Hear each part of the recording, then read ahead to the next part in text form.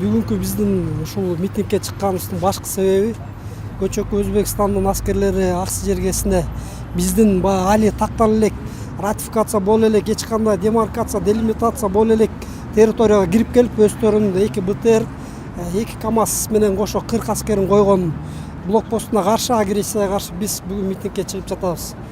Биз ушу Өзбекстандын президентинен талап коебуз да, аскерин чыгарсын. Себеп дегенде бул эч кандай тактала элек жер. Ал эми ушул бүгүнкү биздин бийликке болсо эртерээк ушуга чара көрүп, Өзбекстан менен сүйлөшүп отуруп, ошол жерден Өзбекстандын аскерин чыгаруу. Андан сырткары ошол биздин Тажикстан менен Өзбекстан менен чектешкен айылдарга өзгөчө статус берип, ошол жерде иштеген мамлекеттик кызматкерлердин айлыгын көтөрүп, ошол жердеги иштеген дыйкандарга 3 жылга, 5 жылга проценти жок көп суммадагы кредит берип, ошол жака иш орундарын түзүү, ошол жакта элдерде мындай баягы көчүп кетпешин бир эме сакташ керек да.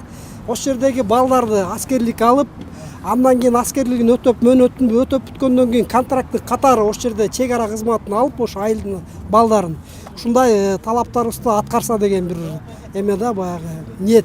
Ошондой ниет менен бүгүн чыктык. Өзбекстан, Тажикстан менен талаш маселелер.